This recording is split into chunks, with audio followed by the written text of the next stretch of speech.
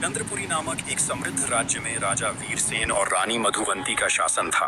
राज्य सुख, वैभव और शांति में डूबा हुआ था, परंतु एक बात थी जो राजा का जीवन और समृद्धि को अधूरा बनाए रखा था। उस राजा और रानी के कोई संतान नहीं थी। इसी वजह से वो दोनों लोग हमेशा दुखी रहते थे। लेकिन रानी मधुवंती ने हर संभव उपाय किया। रानी मन लगाकर व्रत की, उपवास रखा, तीर्थ यात्रा की और राजा और रानी सत्यनिष्ठ होकर यज्ञ भी की, परंतु कोई फल नहीं मिला। राजा वीरसेन ने भी न जाने कितने ज्योतिषियों और वैद्यों से उपाय करवाए, परंतु रानी की गोद सूनी की सुनी ही रही। एक दिन एक दिव्य साधु महात्मा उनके राज्य में आए। रानी को जब पता चला कि उनके राज्य में एक दिव्य साधु आए हैं, तो वो खुद फूलों से उनका स्वागत की और सोने की थाली में उनका पैर धोया और चरण वंदना की। चरण वंदना करने के बाद उन्हें विनम्रता पूर्वक भोजन कराया। भोजन करने के बाद साधु ने रानी से कहा, बोलो बेटी, तुम्हें क्या आशीर्वाद हो? तब रानी ने अपनी सारी व्यथा कह सुनाई। तब दिव्य साधु ने रानी को आशीर्वाद देते हुए कहा, रानी चिंता ना करो, चंद्रपुरी की धरती पर एक कन्या जन्म लेगी जो सौंदर्य,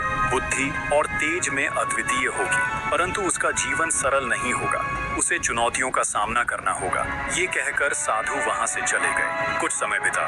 रानी मधुवंती चमत्कारी रूप से गर्भवती हो गई। फिर 9 महीने बाद एक रात जब आकाश पूर्णिमा के चांद की शीतल रोशनी से चमक रहा था, सारी प्रकृति जैसे एक अलौकिक शांति में फैली हुई थी। उसी चांदनी रात में रानी मधुवंती ने एक सुंदर कन्या को जन्म दिया।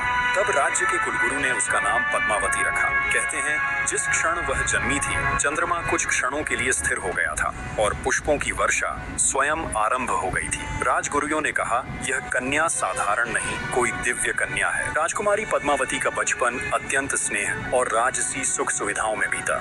वह जब भी राजमहल के बाग में किलकारी मारती तो पक्षी रुककर उसकी हंसी सुनते।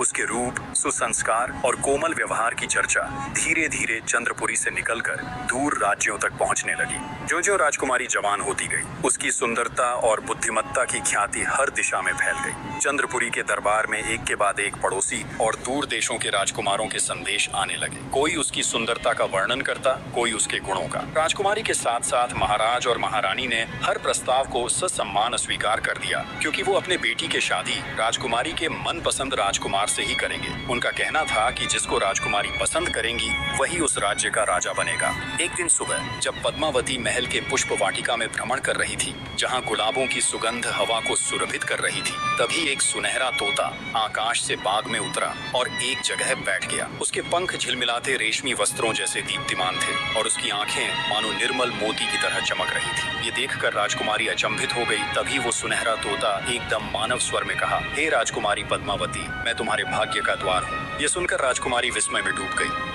उसने सोचा कि यह कोई सामान्य पक्षी नहीं था, लेकिन उसकी बोली में विनम्रता थी और दृष्टि में एक अनजाना आकर्षण। उसने अचंभित होते हुए कहा, हे वपुष्मान पक्षी, क्या तुम भी मेरे विवाह हेतु स्वयं को योग्य मानते हो, जो विवाह हेतु यहाँ पक्षी का रूप बदल कर आए हो? तब तोते ने गंभीर स्वर में उत्तर दिया, यदि देवताओं की इच्छा होगी तो वही घटित होगा, किंतु स्मरण रहे, मैं कोई साधारण तोता नहीं, एक दिव्य रहस्य हूँ जो तुम्हारे जीवन की डोर से जुड़ चुका है। इतना कहते ही वो सुनहरा पक्षी बाग से चमत्कारी रूप से गायब हो गया। तब राजकुमारी सोचते हुए अपने महल में आ गई। वो दिन